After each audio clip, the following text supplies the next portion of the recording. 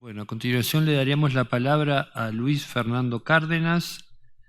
Es psicólogo de la Universidad Nacional de Colombia, máster en ciencias y también doctor en psicobiología y neurociencia comportamental por la Universidad de São Paulo en Brasil. Actualmente es profesor asociado y director del Laboratorio de Neurociencias y Comportamiento de la Universidad de los Andes. Desde 2006 tiene esa posición.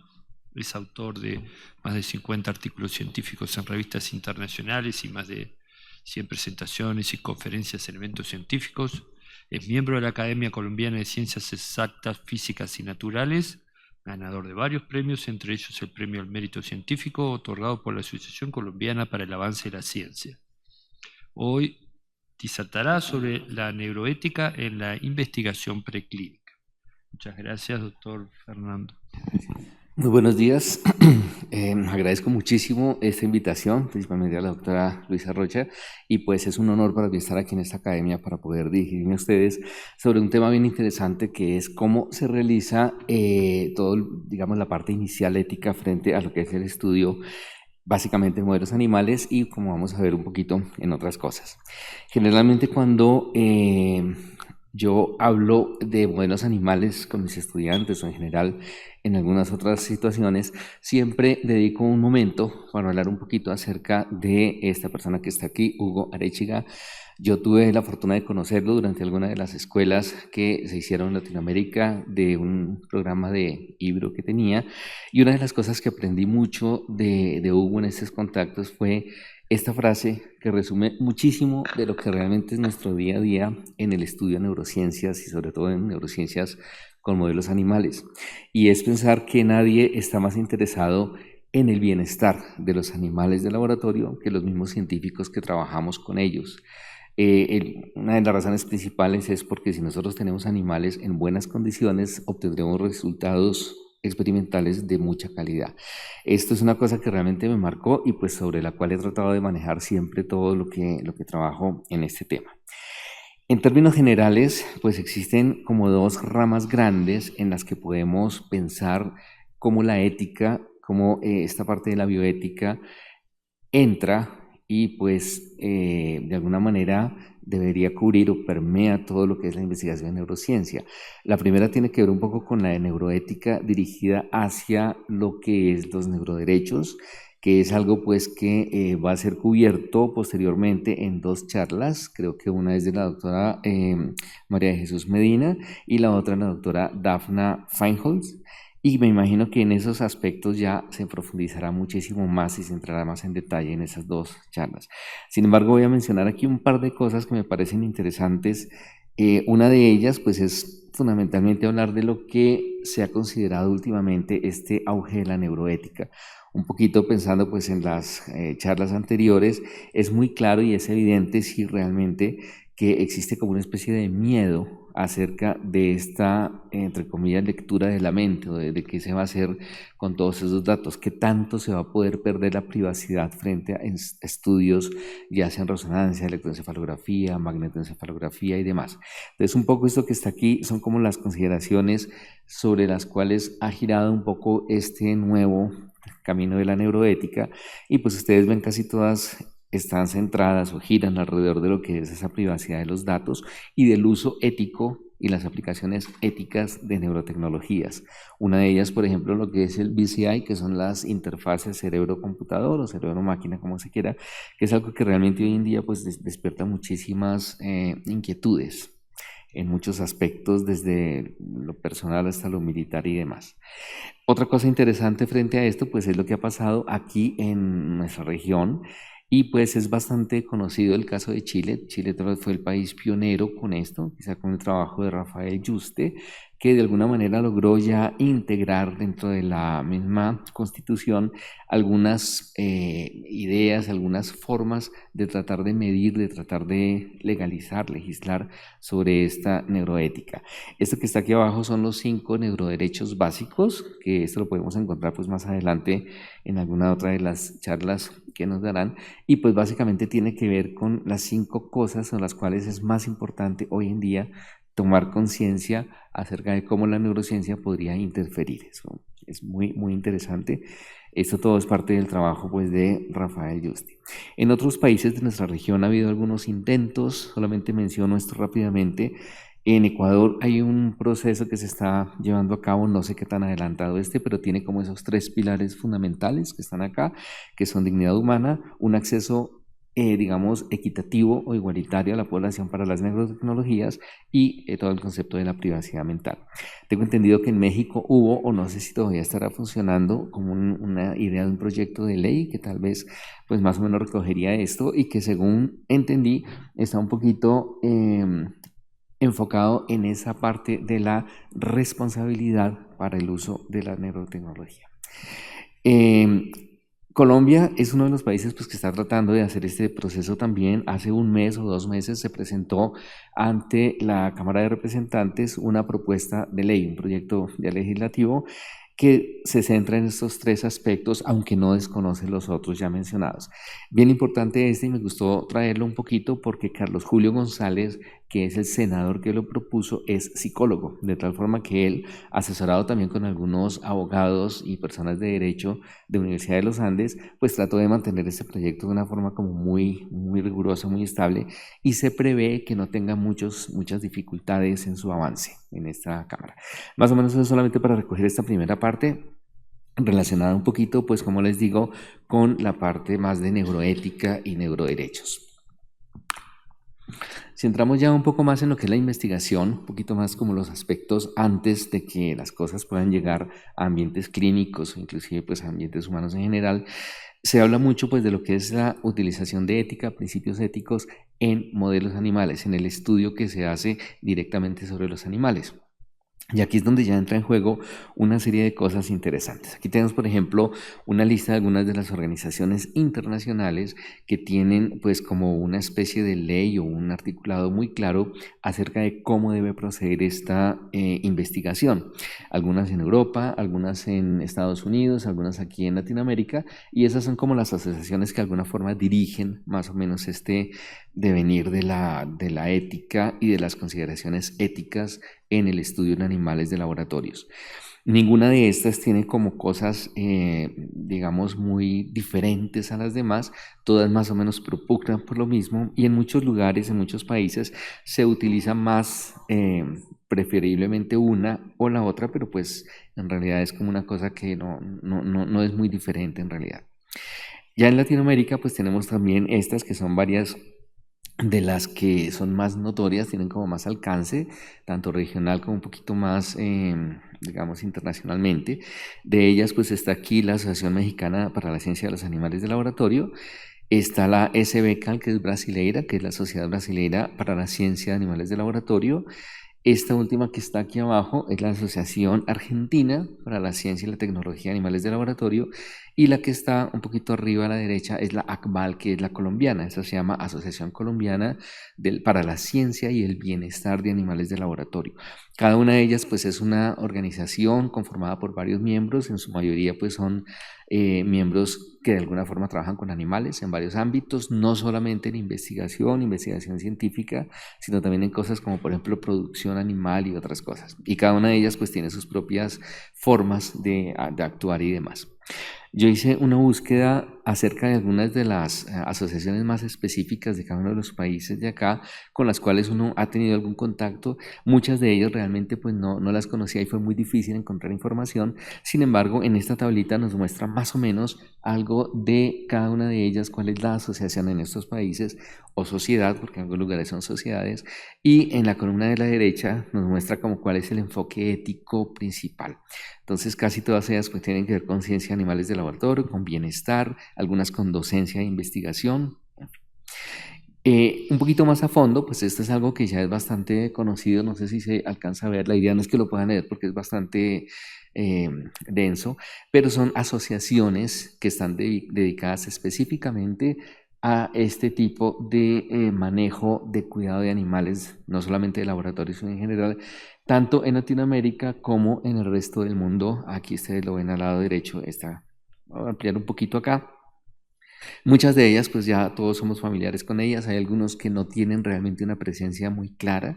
Las que están en azul, ustedes ven, es porque está el link directo a la página de la asociación y a partir de eso, pues se puede entrar y buscar en cada una de ellas, pues más o menos de qué se trata. Las que están en negro es porque realmente no es posible conseguir mucha información o son páginas que ya no están al aire, fueron retiradas de los servidores por alguna razón y pues no tienen mucha información. Y pues esto es lo que pasa en otras regiones del mundo. Aquí tenemos, por ejemplo, casi todo en Estados Unidos, en muchos lugares también en Europa, en China.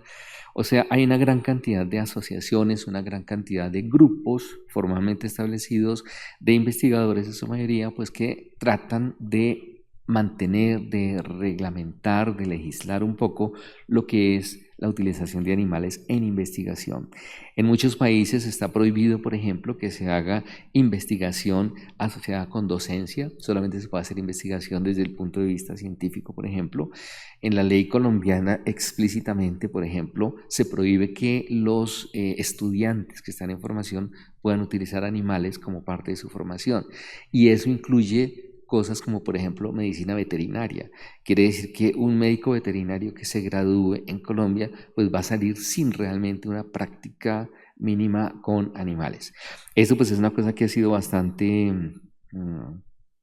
digamos, problemática en la misma formación de muchos estudiantes de muchas carreras y pues hace también unas pocas semanas en Colombia se propuso y se pasó también en la Cámara de Representantes una nueva propuesta de ley que va a reformar y va a entrar a sustituir la anterior y en esta ya hubo una consulta hecha a científicos, a investigadores, a gente que está trabajando en esta área y ya se tiene un poco la claridad acerca de esas normas. En ese nuevo proyecto de ley se trató como de llevar un consenso general y de tomar en cuenta todas las diferentes posiciones de diferentes investigadores, desde el ámbito de la docencia también y demás. Y en ese sentido, pues aparentemente va a ser una ley que va a ser mucho mejor que la que en este momento nos rige. Ella, por ejemplo, incluye la posibilidad de hacer alguna manera de, eh, digamos, estudios desde el punto de vista de la enseñanza, de la docencia, con muchísimas restricciones, pero pues de eso se trata, de poder no prohibir las cosas, sino reglamentarlas para mejor. Un poquito ya entrando más en detalle de lo que son las consideraciones en sí, casi todos los países donde se hace investigación animal deben tener una forma de garantizar que en todas sus instituciones donde se manejen animales existe lo que se llama un comité institucional de uso y cuidado de animales. A veces animales de laboratorio, a veces animales en general. Hay, por ejemplo, universidades o instituciones que trabajan con animales silvestres o hacen salidas de campo para analizar especies fuera del laboratorio. Entonces, por eso en realidad es más bien como cuidado de animales en general. Y hay una serie de principios básicos que deben siempre estar, que son esos que se presentan acá. Casi que todo comité institucional de ética que se ha constituido en algún país debe cumplir estas normas. Algunos países exigen más cosas, otros menos, pero en general se trata un poco de esto. Ustedes ven, todo tiene que ver justo con eso, con poder reglamentar un poquito la manera en que se hace esa aproximación investigativa hacia el animal y también pues algo sobre la misma labor institucional. Es básicamente lo que se presenta aquí.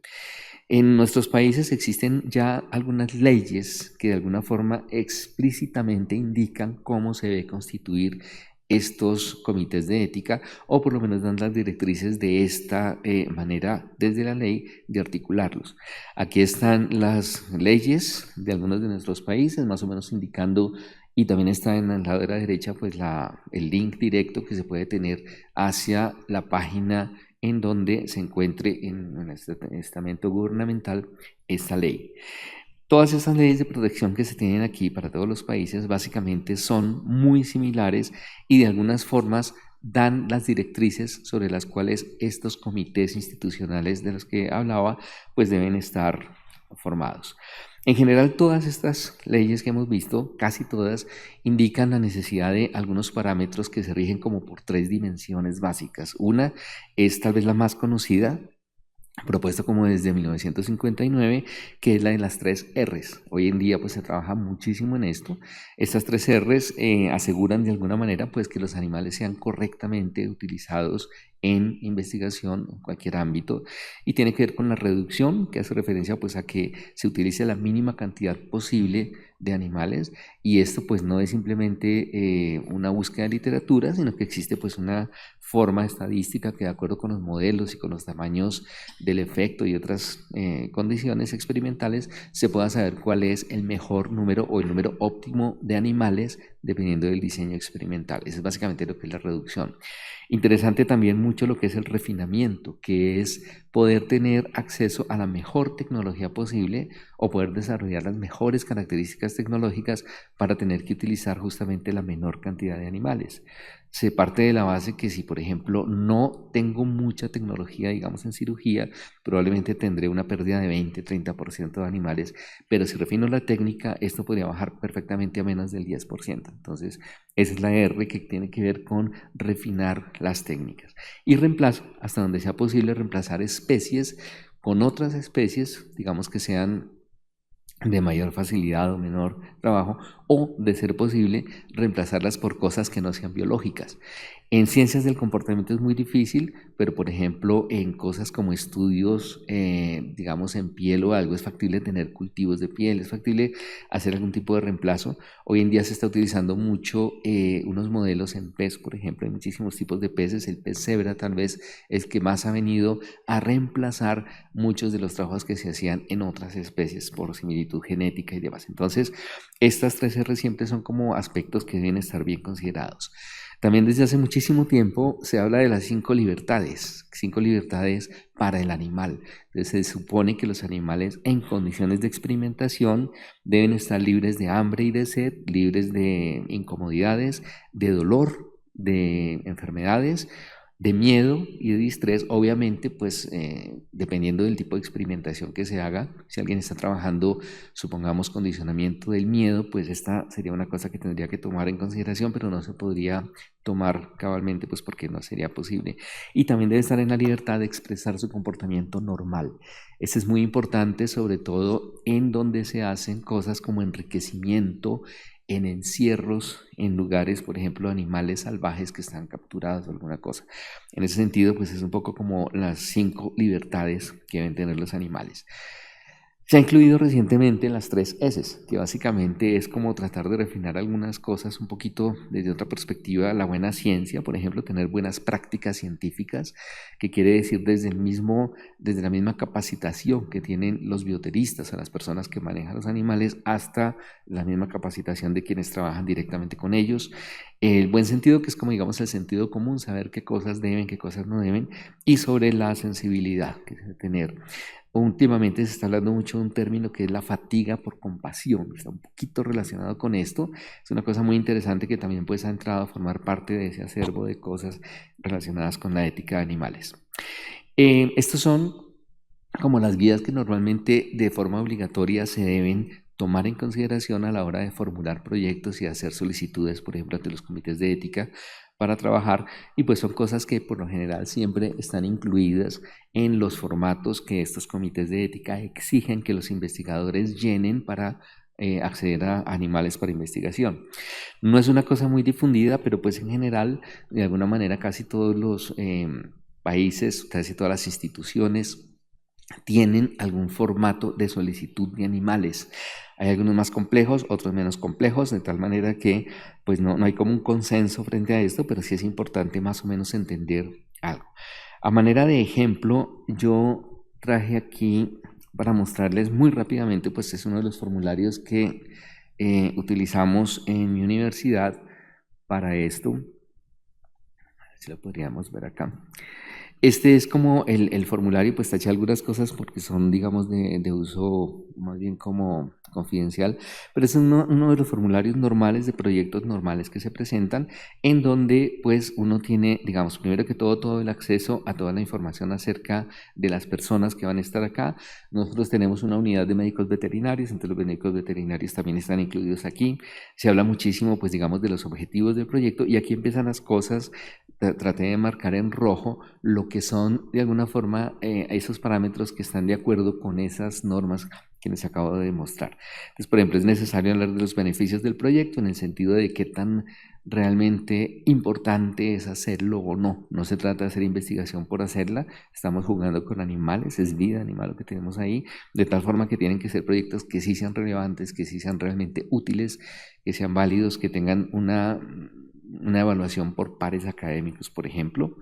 Toca justificar el tipo de animales. Nosotros trabajamos con cepa de rata Wistar, pero hay gente que trabaja, por ejemplo, con ratones. En mi laboratorio, en mi universidad, como les comento, pues hay peces y otras especies, entonces aquí tienen que justificar por qué. Es una cosa que siempre se solicita y es una justificación, ustedes ven más o menos larga, porque después toca hablar exactamente cada uno de los detalles de por qué se utilizará esta especie y no otra, básicamente dirigiéndonos a la R del reemplazo.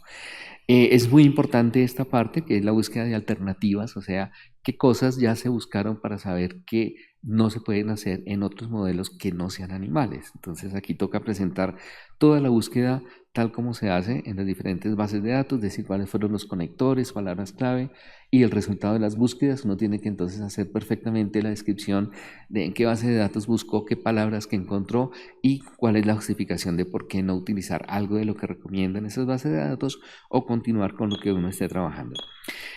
¿Por qué fue seleccionada la especie? Y por ahí va. Ustedes ven, entonces tenemos una gran cantidad de cosas. Toca explicar perfectamente los términos generales de la justificación de animales, por qué el N que se van a utilizar, si son machos, si son hembras, todas las condiciones necesarias, el alojamiento, que es de lo más importante, en qué condiciones van a estar, si van a estar en rack ventilados, qué temperatura, cómo es el acceso a luz, a los ciclos de luz, a comida, agua. Toda la descripción experimental está acá. Uno tiene, por ejemplo, que presentar casi que el día a día del tipo de uso experimental que le va a dar a los animales. Es una cosa un poquito larga. Esto quiere decir las diferentes POE, son como los protocolos que nosotros utilizamos. Estos son específicamente de mi laboratorio. LNC significa Laboratorio de Neurociencia y Comportamiento. Son los protocolos que yo manejo en mi laboratorio y con los cuales pues voy a hacer el manejo de estos animales que me dieron para este tipo de investigación. Este es un proyecto, como les digo, simplemente un ejemplo y estos son los protocolos que necesitamos trabajar con ellos. Todo eso pues ya tiene que estar perfectamente articulado con el PICUA, que es el Programa Institucional de Cuidado de Animales, cómo es el punto final, cómo se va a dar la eutanasia, en qué condiciones, quién la va a dar. Esta parte de los criterios de punto final pues siempre se trabaja directamente con la unidad veterinaria también. En fin, ustedes ven, es como bastante largo, demorado. Estos son, nosotros debemos entregar los pantallazos de la búsqueda de alternativas. Aquí están todo lo que se hizo en la búsqueda en diferentes bases de datos para mostrar por qué se trabajará con ratas y no con otra especie, por ejemplo, o no con modelos que no sean animales. También tenemos, por ejemplo, que mostrar cómo fue hecho el cálculo de la población, que es esto básicamente, es el cálculo del tamaño de la muestra. Nosotros utilizamos esta herramienta que es el G-Power, que es bastante interesante y fácil, es la que los estudiantes siempre van manejando, y de acuerdo con esto pues se explica por qué se utilizaron tantos animales y no otra cantidad. Básicamente era como para mostrarles un poquitito de eso, de cómo es que nosotros tenemos que hacer toda esta presentación frente al comité de ética para cada experimento que se vaya a realizar. Y es como una condición que de alguna forma trata de que podamos cumplir con esa normatividad ética y no tengamos ningún tipo de problemas a la hora de, por ejemplo, ya justificar esto, llevarlo a alguna revista, hacer alguna presentación internacional y demás. Básicamente era eso lo que tenía para comentarles. Lamento que me pase un poquito del tiempo. Muchísimas gracias. Doctor Fernando, una pregunta. ¿Estas regulaciones podrían depender de la especie animal a utilizar? Por ejemplo, sí. Insectos, las moscas. Hay una cosa muy interesante, particular y extraña en la ley, y es que los insectos para ese tipo de leyes no son considerados del todo animales. No tienen vértebras, se considera que la ley es solamente para vertebrados. Y por ejemplo, en el caso de peces, en la época larvaria, ellos todavía no han desarrollado vértebras. O sea que hasta una cierta edad, hasta unas ciertas semanas, los estudios que podemos hacer con larvas de peces no deben pasar por este comité. Si el pez ya aumenta la edad, ya deja de ser larva y empieza a ser vertebrado, ya debe pasar por acá. Son realmente cosas que un poquito fuera de sentido común. Y hay una cosa muy interesante. Últimamente algunas otras especies han empezado a ser consideradas dignas de comité de ética. Por ejemplo, a los pulpos se les declaró como vertebrados honorarios. O sea, no son vertebrados, pero cumplen con las mismas disposiciones legales. Entonces, si uno va a trabajar con pulpos, en muchos lugares requiere pues hacer todo este tipo de análisis para poder trabajar con pulpos. Creo que otros cefalópodos también, pero no estoy seguro.